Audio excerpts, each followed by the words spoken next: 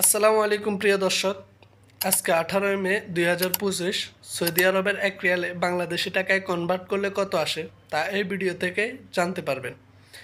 প্রিয় দর্শক, সৌদি আরবের রেট কিন্তু দিন দিন বাড়তেছে, কমতেছে না।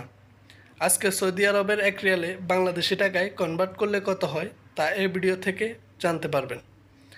বিকাশে দিচ্ছে 32 টাকা 22 পয়সা।